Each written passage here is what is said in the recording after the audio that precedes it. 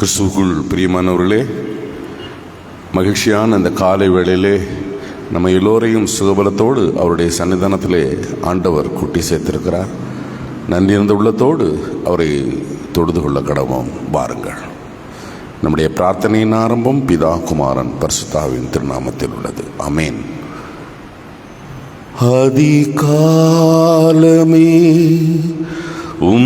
திருமுகம் தேடி அர்ப்பணித்தேன் என்னையே. ஆராதனை துதி தோத்திரங்கள் அப்பனே உமக்கு தந்தேன். ஆராதனை ஆராதனை ஆராதனை ஆராதனை அன்பரேசுராஜனுக்கே, ஆவியான தேவனுக்கே. இந்த நாளின் ஒவ்வொரு நிமிடமும் அன்பால் நிரம்ப வேண்டும். என் வாயின் வார்த்தை எல்லாம் பிறர் காயம் ஆற்ற வேண்டும். ஆராதனை ஆராதனை ஆராதனை ஆராதனை எங்கள் இயேசுராஜனுக்கே, ஆவியான தேவனுக்கே. துதிகளின் மத்தியில் வாசம் செய்கிற எங்கள் நல்ல ஆண்டவரே, உம்மை துணையாக அழைக்கிறோம் அப்பா. கர்த்தரை கண்டடையத்தக்க சமயத்திலே தேடுங்கள், அவர் சமீபமாக இருக்கையிலே அவரை கூப்பிடுங்கள் என்று ஏசாயா தீர்க்கன்னு சொன்னானே. ஆண்டவரே, உம்மை தேடி வந்திருக்கிற பிள்ளைகளை கண்ணோக்கி பாரும். முகநூல் வாயிலாக, இணையதள வாயிலாக எங்கிருந்தாலும் இந்த ஆராதனையை செவிமெடுக்கிற பிள்ளைகளும் உண்டு. ஆண்டவரே, கண்ணோக்கி பாரும். வர இருக்கின்ற மது பிள்ளைகளை குறித்த நேரத்திலே கூட்டி சேரும்.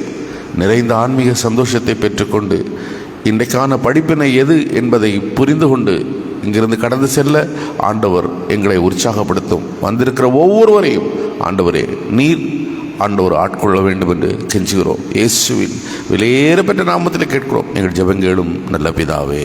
ஆமேன். 60வது ஞான பாடலை பாடுவோம்.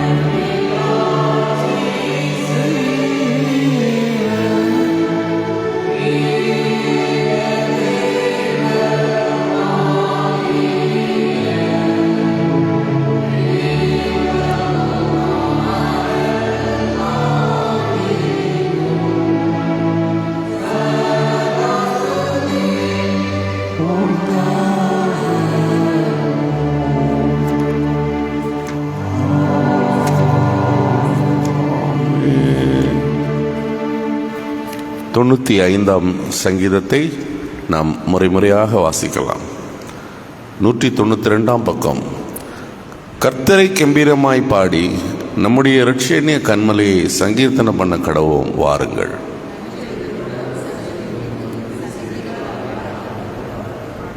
கர்த்தரே மகத்தான கடவுள், எல்லா தேவர்களுக்கும் அவர் மகத்தான ராஜா.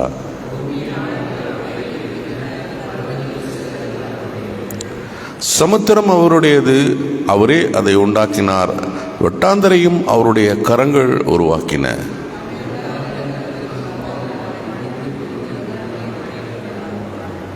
அவரே நம்முடைய கடவுள், நாம் அவர் மேய்ச்சலின் ஜனமும் அவர் கைக்குள்ளான ஆடுகளுமேமாய். இன்று அவருடைய சத்தத்தை கேட்பீர்களாகில் அது எவ்வளவோ நலம்.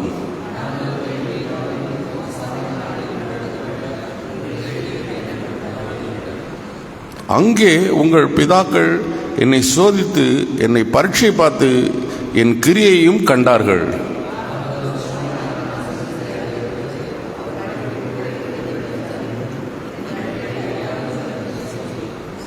என் இறைப்பாறுதலில் அவர்கள் பிரவேசிப்பதில் என்று என் கோபத்திலே ஆணையிட்டேன். பிதாவுக்கும் குமாரனுக்கும் பரிசுத்தாவிக்கும் மகிமை உண்டாவதாக, ஆதியிலும் இப்போதும் எப்போதும் சதா காலம் இருக்கிறபடியே ஆமேன். சபையார் அமருவோம். வாசிப்பதுக்கு எடுத்த வேதப்பாகம், முதல் வேதப்பாகம் பிலிப்பியர் 4:4 முதல் 7.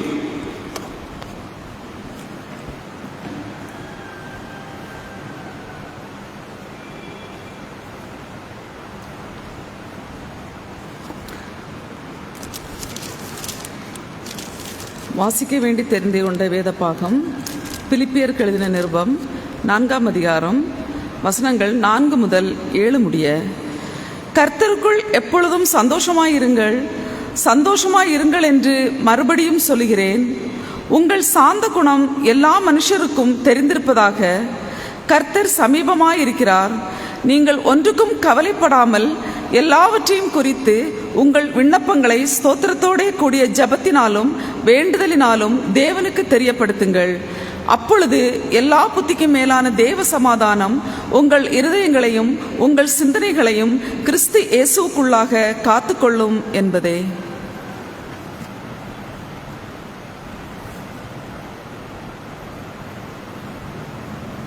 வாசிக்க வேண்டிய முதல் வேதபாகம் வாசித்து முடிந்தது. இன்றைக்கான நற்செய்தி பாகம் அது ஜான் காஸ்பல் 15ஆம் அதிகாரம். யோவான் 15:5 முதல் 11 வசனங்கள் வரை வாசித்து கேட்கலாம். 5 முதல் 11 வசனங்கள் வரை வாசித்து கேட்கலாம். நான் திராட்சை செடி, நீங்கள் கொடிகள்.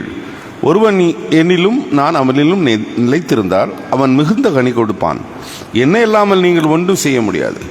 ஒருவன் என்னில் நிலைத்திராவிட்டால் கொடியைப் போல வெளியே எரியுண்டு உலர்ந்து போவான். அவைகளை சேர்த்து அக்கினியிலே போடுகிறார்கள், அவைகள் எரிந்து போம். நீங்கள் என்னிலும் என் வார்த்தைகள் உங்களிலும் நிலைத்திருந்தால் நீங்கள் விரும்பியதை கேளுங்கள், அது உங்களுக்கு ஆகும். நீங்கள் மிகுந்த கனி கொடுப்பதினால் என் பிதா மகிமைப்படுவார். எனக்கும் சீஷராக இருப்பீர்கள். பிதா என்னில் அன்பு கூர்ந்தது போல நானும் உங்களில் அன்பு கூர்ந்தேன். என் அன்பில் நிலைத்திருங்கள். நான் என் பிதாவின் கற்பனைகளை கை கொண்டு அவர் அன்பில் நிலைத்திருக்கிறது போல நீங்களும் என் கற்பனைகளை கை கொண்டிருந்தால் என் அன்பிலே நிலைத்திருப்பீர்கள். என் சந்தோஷம் உங்களில் இருக்கும்படிக்கும் உங்கள் சந்தோஷம் நிறைவாகும்படிக்கும் இவைகளை உங்களுக்கு சொன்னேன் என்றார் என்பதை. வாசிக்க வேண்டிய இன்றைக்கான நற்செய்தி பாகமும் வாசித்து முடிந்தது. மறுமொழியாக நம்முடைய விசுவாசத்தை அப்போஸ்தல பிரமாணம் மூலம் அறிக்கை செய்வோம். பரலோகத்தையும் புலோகத்தையும் படைத்த சர்வவல்ல பிதாவாகிய கடவுளை விசுவாசிக்கிறேன். அவருடைய ஒரே குமாரனும் நம்முடைய ஆண்டவருமாகிய இயேசு கிறிஸ்துவை விசுவாசிக்கிறேன். இவர் பரிசுத்த ஆவியினால் கர்ப்பத்தில் உற்பவித்து கன்னிமரி இடத்தில் பிறந்து பொந்துவின் பாத்திகள் பாடுபட்டு சிலுவையில் இறந்து மரித்து அடக்கப்படப்பட்டார். பாதாளத்தில் இறங்கி 3ஆம் நாள் மருத்துவலிருந்து உயிர் தந்தார். பரத்திற்கேறி சர்வவல்ல பிதாவாகிய கடவுளுடைய வலது பாரசத்தில் வீற்றிருக்கிறார்.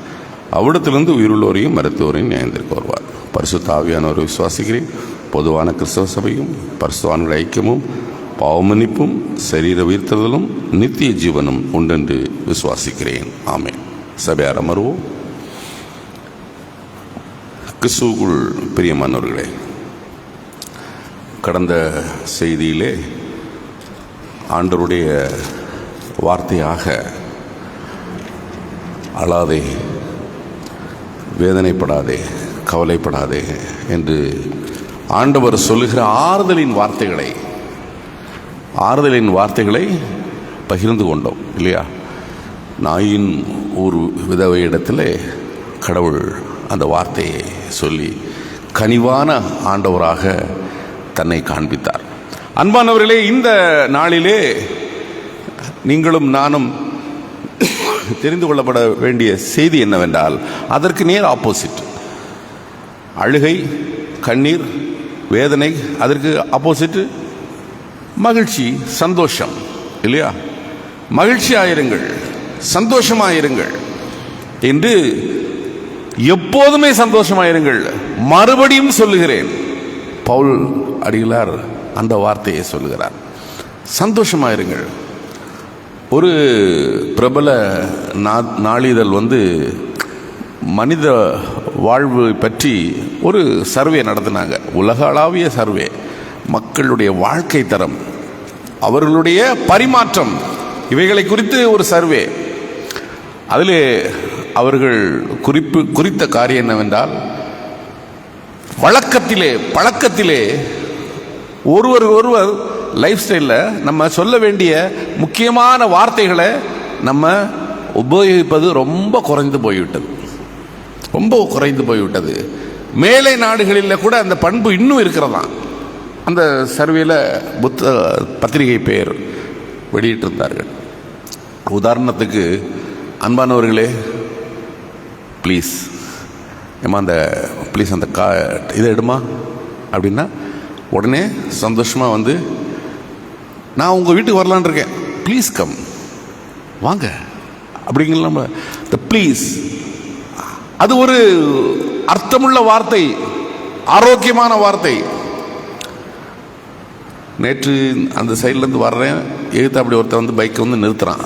நிறுத்திட்டு அவன் ராங் சைடில் வந்தார். ராங் சைட்லையோ ரைட் சைடோ அது மேட்டரில் வந்துட்டு அப்படியே முறைத்து பார்க்குறாரு. யாருன்னே தெரில, என்ன யாருன்னு அவருக்கும் தெரில. அப்படி பார்க்குறாரு. ஒரு அழகான வார்த்தை உண்டு. என்ன வார்த்தை? சாரி. மேட்ரு எல்லாம் ஓவர், அப்படிதானே? பிரச்சனையே வராது. உடனே ரெண்டு பேர் முகத்திலையும் சிரிப்பு தான் வரும். ஆனால் நான் அந்த வார்த்தையை சொல்வார்னு எதிர்பார்த்தேன். இல்லை, சாரி, அவ்வளோதான் விஷயம். மோஸ்ட் வேல்யூபிள் வேர்டு, அடுத்த வார்த்தை என்ன தெரியுமா? தேங்க்யூ. எதை செய்தாலுமே சிலருக்கு அந்த சத்தியமாக சொல்கிறேன், இங்கேருந்து சொல்கிறேன்னுக்காகல, அந்த வார்த்தையே தெரியாது. அந்த வார்த்தையும் தெரியாது, அந்த வார்த்தைக்கு பொருளும் தெரியாது. மனித வாழ்க்கையில் எவ்வளவு அழகான வார்த்தை. வீட்டுக்கு ஒரு டீயை கொடுத்தீங்கன்னு வச்சுங்க, தேங்க்யூமா அப்படின்னா எவ்வளோ சந்தோஷமாக இருக்கும்.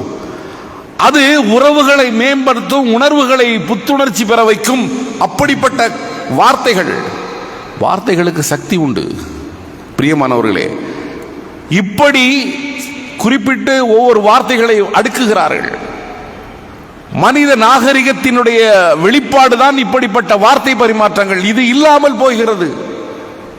இந்தியாவிலே அந்த வழக்கங்கள் மிக மிக குறைந்து வருகிறது என்று சொல்லி அந்த பத்திரிகை குறிப்பு வைக்கிறது. பிரியமானவர்களே,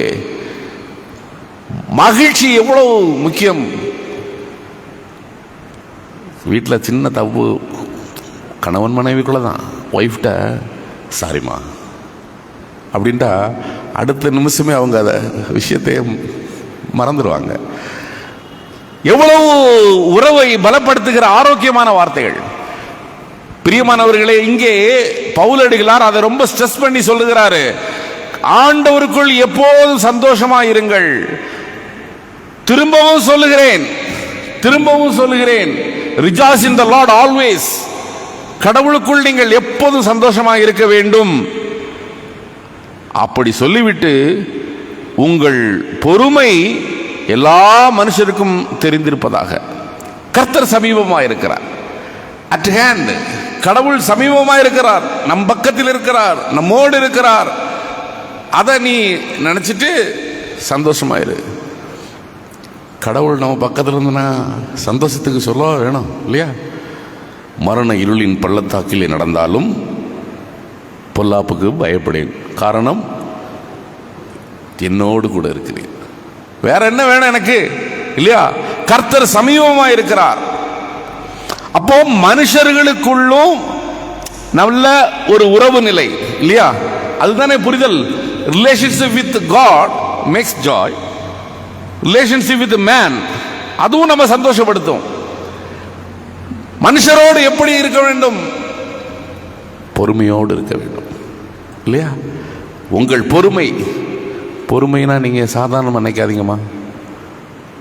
கன்னியாகுமரி போயிருக்கீங்களாம்மா?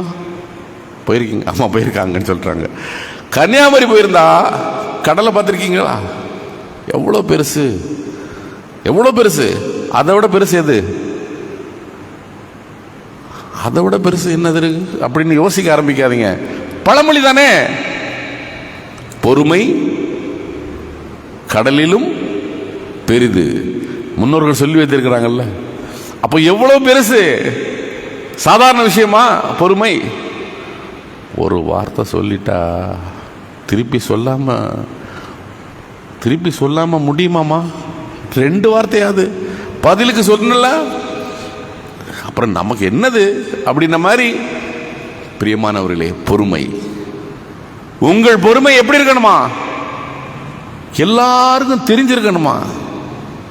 எப்பா ரொம்ப பொறுமை, அந்த பிள்ளை ரொம்ப பொறுமையான ஆளு அப்படின்னு என்ன பார்த்தோ உங்களை பார்த்தோ யாரு சொல்லுவா? அம்மா அப்படி இல்லை, நம்மளை பார்த்து பயப்படுறாங்க எல்லாரும். உங்கள் பொறுமை எல்லா மனுஷருக்கும் தெரிந்திருப்பதாக அழகா சொல்றாரு. பொறுமையா இருங்க, பொறுமையா இருங்க. இது சந்தோஷத்திற்கு நமக்கு கொடுக்கக்கூடிய டிப்ஸ். சந்தோஷம் ஏன் இல்லாம போகுது, மகிழ்ச்சி ஏன் இல்லாம போகுது? பொறுமை இல்லை. கடவுள் சமீபமா இருக்கிறார், கடவுள் உங்களுக்கு சமீபமா இருக்கிறார். ஆகவே நீங்கள் பொறுமையாக இருங்கள். இந்த டெக்ஸ்டுக்குள்ள பார்த்தீங்கன்னா எவ்வளோ அழகான வார்த்தைகள்லாம் வருது பாருங்களேன். நீங்கள் சந்தோஷமாயிருங்கள், பொறுமையாயிருங்கள் இல்லையா? கவலைப்படாமல் இருங்கள், ஜெபத்தோடு இருங்கள், ஆண்டவருக்கு தெரியப்படுத்துங்கள். தேவ சமாதானம் உங்கள் இருதயம் சிந்தனையிலும் இருக்கும். வார்த்தைகளை அப்படியே வைக்கிறாரு. நம்முடைய இருதயத்திலும் சிந்தனையிலும் ஆண்டவருடைய மகிழ்ச்சி, கடவுளோடு உள்ள மகிழ்ச்சி இருக்க வேண்டும் என்றால் கடவுளோடு உள்ள உறவிலே நீங்களும் நானும் ஆல் சர்க்கம்ஸ்டன்ஸ் இல்லையா, எந்த சூழ்நிலையிலும் நீங்கள் மகிழ்ச்சியாயிருங்கள். பிரியமானவர்களே, 365 நாள் உண்டுனா வருஷத்தில் ஒரு 50 நாளாவது நான் ரொம்ப சந்தோஷமா இருந்தேனான்னு கணக்கு பண்ணி பாருங்க. சந்தோஷமா இருந்தேன். நான் சந்தோஷம் வெளியே வாங்கக்கூடிய விஷயம் இல்லை, நமக்குள்ளே தேடக்கூடிய விஷயம். கடவுளோடு உள்ள உறவிலும் சக மனிதரோடு விசுவாசியோடு உள்ள உறவிலும் நீங்களும் நானும் சரியாக இருப்போமே ஆனால் மகிழ்ச்சி தானால் வரும். குடும்பத்திலே கூட பயன்படுத்த வேண்டிய வார்த்தைகளை பயன்படுத்தி பேசுவோமே ஆனால் குடும்பத்திலே மகிழ்ச்சி இருக்கும். பிரியமானவர்களே, மகிழ்ச்சியை தொலைத்து விட்டு நாம் தேடுகிறோம். 1 தெசலோனிக்கர் 5ஆம் அதிகாரம் 16ஆம் வசனத்தில் என்ன சொல்லுகிறார்? 1 தெசலோனிக்கர் 5ஆம் அதிகாரம் 16வது வசனம் பவுல் தான் சொல்றாரு, எப்போதும் சந்தோஷமாயிருங்கள், எப்போதும் சந்தோஷமாயிருங்கள். அடுத்த வார்த்தைமா, இடைவிடாமல் ஜெபம் பண்ணுங்கள். அடுத்த வார்த்தை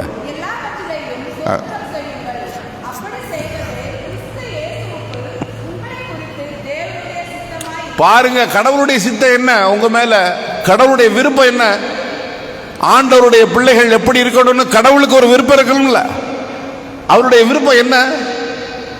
நீங்க ஆண்டவரோடு உள்ள உறவிலே எப்போதும் தோத்திரம் செய்யணும். நன்றியோடு இருந்தா போதும், நீங்க சந்தோஷமா இருக்க முடியும். 10 குஷ்ரோகி தானம்மா. குஷ்ரோகம் வந்தா மனைவி அன்போடு அணைக்க முடியுமா? குழந்தைய கையில் எடுத்து கொஞ்ச முடியுமா?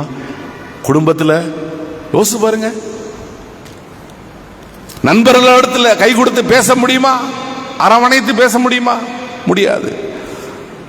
ஒதுக்கப்பட்டவன், தள்ளி வைக்கப்பட்டவன். சுகம் கிடைச்ச உடனே 9 பேரும் வீட்டுக்கு தானே ஓடனான். ஒருத்தன் என்ன செஞ்சான்? கடவுளேன்னு நன்றி செலுத்த வந்தான். ஆண்டவர்கிட்ட வந்தான். நன்றி செலுத்த வேண்டும். எப்போதும் தோத்திரத்தோடு கூடிய ஜெபத்தினால் நன்றி செலுத்த வேண்டும். நன்றி உணர்வே இல்லை ஆண்டவருடைய பிள்ளைகளுக்கு. பிரியமானவர்களே, நன்றி இருந்த உள்ளத்தோடு சங்கீதம் வாசித்தோம். கர்த்தருடைய சமூகத்திலே நன்றியறுதலோடு, 2வது வசனமே அதானே, நன்றியறுதலோடு கடவுளுடைய சமூகத்திற்கு வர வேண்டும். நேற்று மத்தியானம் ஒரு நம்ம சபையில் ஒரு மூத்த விசுவாசி, அவருக்கு நினைவு பிரார்த்தனை ஜக்கையா ஹாலில் வச்சு நடந்துச்சு. மத்தியானம் முடிஞ்சு வீட்டுக்கு போகிறோம். உடனே ஒருத்தர் ரொம்ப சீரியஸாக இருக்கார், மருத்துவமனையில் பாருங்க அப்படின்னு. சீரியஸாக இருக்கார், மருத்துவமனையில் பாருங்க. Right, okay. எந்த வார்டில், எந்த ரூமு, தகவல் இல்லை. நேற்று ஃபுல்லாக கவர்மெண்ட் ஹாஸ்பிட்டலில் எத்தனை வார்டு உண்டு எல்லாம் நானும் பாஸ்டரும் கண்டுபிடிச்சிட்டோம். நிறைய எல்லா இடமும் ஒரு இடத்துல போய் தேடினோம். அங்கே போய் போங்க அப்படின்னாங்க. அந்த வார்டில் இல்லை அங்கே போங்க, இல்லை எமர்ஜென்சி வார்டு அங்கே இருக்குது. கடைசி அம்மா உணவகத்து பக்கத்தில் இருக்குது. அம்மா உணவு எங்கேயா இருக்குன்னா, அம்மா உணவகம் இப்போ செயல்படலையா, அதுக்காக கேட்கலையா, அது பக்கத்தில் இருக்க வார்டுக்கு போகணும் அப்படின்னு கேட்டு கடைசி எடுத்து கண்டுபிடிச்சிட்டோம். பிரியமானவர்களே, கண்டுபிடித்து ஜபித்து வரும்போது அந்த அம்மாவுக்கு ஃபோன் அடித்தா எடுக்கலை. அவங்க பாவம், என்ன சூழ்நிலையத்தில் அடித்து ஃபோன் அடித்து பார்க்குறோம். அப்புறம் கண்டுபிடிச்சிட்டோம். ஒவ்வொரு இடமா தேடி அவரை போய் பார்த்த உடனே, அவரை பார்க்கறது இல்லை, அந்த வரிசையை பார்த்த உடனே மனசு, சத்தியமாக சொல்கிறேன், வார்த்தைகளில் சொல்ல முடியல. இது வாழ்க்கையா? இதுதான் வாழ்க்கையின் முடிவா? இது வாழ்க்கையின் ஒரு பகுதியா? வார்த்தைகள் இல்லை, வலியோடு பிரார்த்தனை செய்துவிட்டு அப்படி மௌனமாக வந்தோம். எதற்கு சொல்லுகிறேன் என்றால், கடவுள் எப்படி நடத்தி கொண்டு வருகிறார். நன்றி இருந்த உள்ளம், ஆண்டவர் எவ்வளவு நடத்தி கொண்டு வருகிறார் என்ற நன்றி இருந்த உள்ளத்தோடு நீங்களும் நானும் கடமைப்பட்டிருக்கிறோம். சுகமலத்தோடு இருக்கும் பொழுதே ஆண்டவரை நன்றியோடு பார்க்க அழைக்கப்படுகிறோம். பிரியமானவர்களே, உங்களுடைய மகிழ்ச்சி நிலைக்க வேண்டும் என்றால் கடவுளோடு உள்ள உறவிலே நீங்கள் சரியாக இருங்கள். மகிழ்ச்சியை பகிர்ந்து கொள்ளுங்கள், ஒருவருக்கொருவர் பேசுங்கள், மகிழ்ச்சியை பகிர்ந்து கொள்ளுங்கள். அப்படிப்பட்ட வாழ்க்கை வாழ்வதற்கு இங்கே உங்களுக்கு அழைப்பு கொடுக்கப்படுகிறது. இங்கே அப்படிப்பட்ட வாழ்க்கை வாழ்வதற்கு அழைக்கிறார். எப்போதும் சந்தோஷமா இருங்கள். மறுபடியும் சொல்லுகிறேன், அகைன் நான் சொல்றேன், எப்போதும் சந்தோஷமா இருங்கள். அப்பொழுது உங்களுக்கு உங்க புத்திக்கெல்லாம் புரியாத ஒரு சமாதானம் உங்கள் குடிகொள்ளும். பிரியமானவர்களே, ஆண்டவருடைய பிள்ளைகள் நீங்கள் நன்றியிருந்த உள்ளத்தோடும் சக மனிதனோடும் ஆண்டவர் எப்படி நம்மை வாழ விரும்புகிறார், இதுதான் கடவுள் உங்கள் மேல் வைக்கிற தேவ சித்தம் என்று சொல்லுகிறார். அந்த சித்தத்தை நிறைவேற்றுகிற பிள்ளைகளாக சந்தோஷத்தை பெருக்குவோம், துன்பத்தை பகிர்ந்து கொள்வோம்.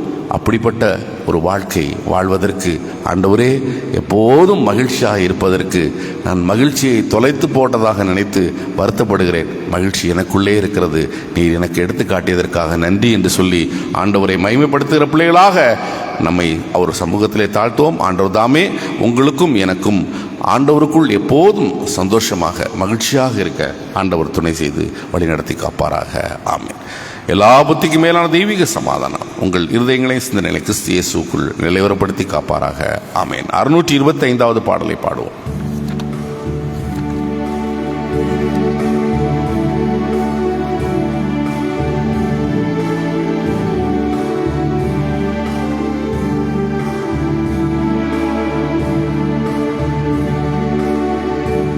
மகிழ்வோம் மகிழ்வோம் தினம் ஆக மகிழ்வோம், இயேசுராஜன் சொந்தமாயினார். ஓ மகிழ்வோம் தினம் ஆக மகிழ்வோம், இயேசுராஜனம் சொந்தமாயினா. இந்த பாதலத்தின் சொந்தக்காரரவர் எந்த உள்ளத்தில் சொந்தமானா. இந்த பாதலத்தின் சொந்தக்காரரவர் அதன் உள்ளத்தில் சொந்தமானா. ஆனந்தமே பரமானந்தமே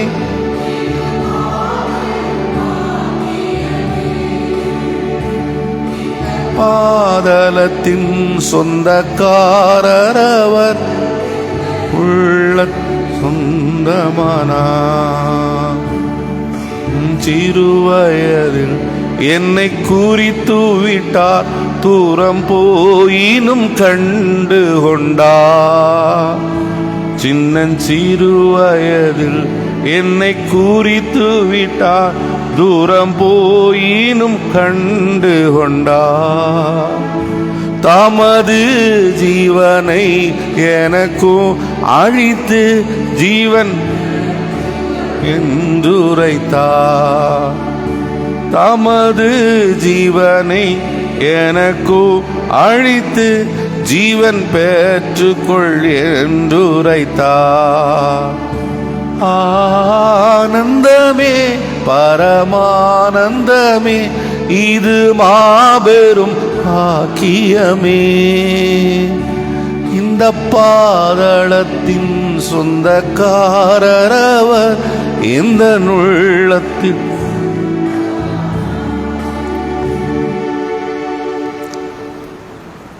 ஜெபம் செய்வோம். அளவில்லாமல் எங்களை நேசிக்கிற நல்ல ஆண்டவரே, நீர் எங்களுக்கு சொந்தமான நீர் என்றால் அதை விட மகிழ்ச்சி வேறெங்கே தேடுவது ஆண்டவரே.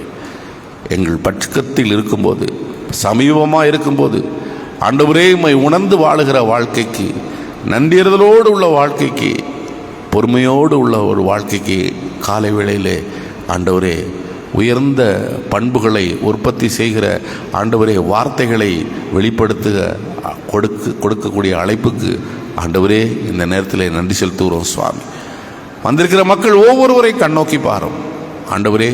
ஒவ்வொரு நாளும் நீர் தருகிற படிப்பினைகள், உமது ஆலயத்திலிருந்து நாங்கள் பெற்றுக்கொள்கிற பாடங்கள் எங்கள் ஆன்மீக வாழ்வுக்கு பிரயோஜனப்பட ஆண்டவரே உள்ளான ஒரு பார்வையை தந்து எங்களை ஆசீர்வதியும் ஆண்டவரே.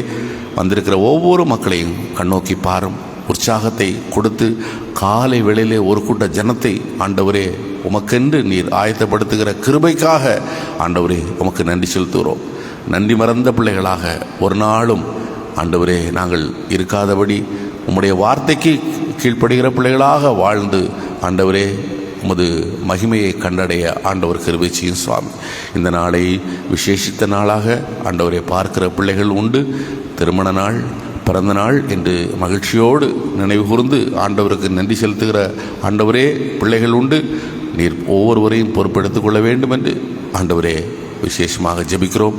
தன்னுடைய மகனுடைய பிறந்த நாளுக்காக இந்த மக்களோடு ஆண்டவரே அன்பை கடவுள் தந்த நன்றியை நான் பகிர்ந்து கொள்வேன் என்று வந்திருக்கிற ஜேம்ஸ் சாருக்காக ஆண்டவரே ஜெபிக்கிறோம். குடும்பத்து ஆண்டவரே பிள்ளைக்கு நீர் கொடுத்த ஆண்டவரே இந்த புதிய ஆண்டுக்காக சாம்ஜிக்காக, டாக்டர் சாம்ஜிக்காக நீர் கொடுக்கிற புதிய ஆண்டவரே ஆண்டுக்காக உம்முடைய சமூகத்திலே நன்றியறிந்த உள்ளத்தோடு நிற்கிற முதடியார்களை ஆசீர்வதியும் அப்பா.